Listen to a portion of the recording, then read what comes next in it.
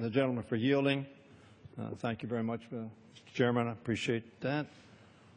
I want to thank both Mr. Smith, who's been working very hard on that, and Mr. Thornberry, the chairman of this committee, for working very hard on this bill.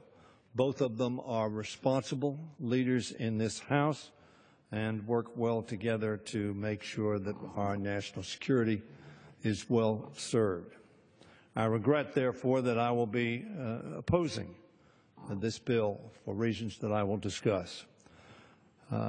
Both have been fighting tirelessly for the defense authorization bill that gives our troops the tools they need to achieve their mission's objectives, enhance our national security, and bolster key U.S. partners. Of course, positive aspects of this bill. I particularly commend my friend Gwen Graham for authoring an amendment that will help develop a joint U.S.-Israeli anti-tunneling system, which is included in this bill.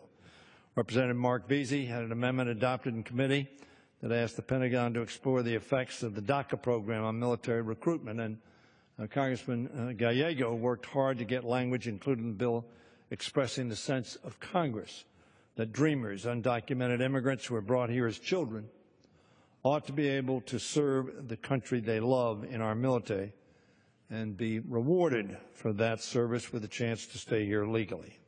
I think that's common sense. Some across the aisle have made it their mission to remove that language from the bill. I hope and urge my colleagues to defeat that amendment. Given how important these issues are and that the language in the bill does not force the Defense Department to take any action, it does not deem to be in the best interest of the national security. The amendment striking this provision, as I said, ought to be defeated.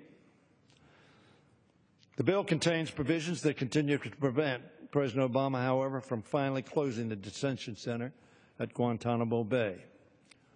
Not only does that facility cost taxpayers $2.4 million per incarceree.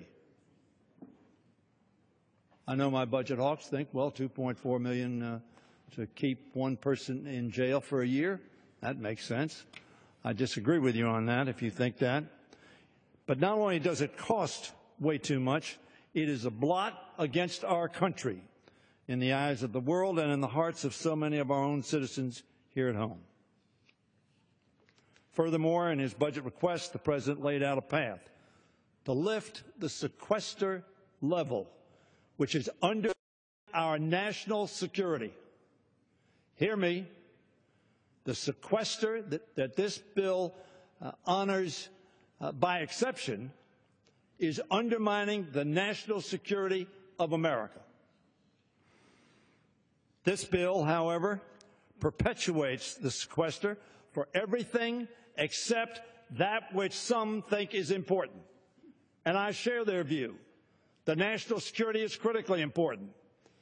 And for 34 years, in the authorization bills and on the appropriation bills, I have been a strong supporter of a robust national security, whether it was President Reagan or President Bush or President Clinton or President Bush or, yes, President Obama. I do not yield to anybody on this floor in my support of national security over those 3.5 decades. But our national security is being put at risk because we are honoring sequester in this bill. And not only are we honoring sequester in this bill, we are, in fact, for the investments in education, in infrastructure, in the environment, undermining our country's well-being. For that reason alone, I will vote against this bill until we fix the sequester and take care of America's national security, and I yield back the balance of my time. Gentleman's time.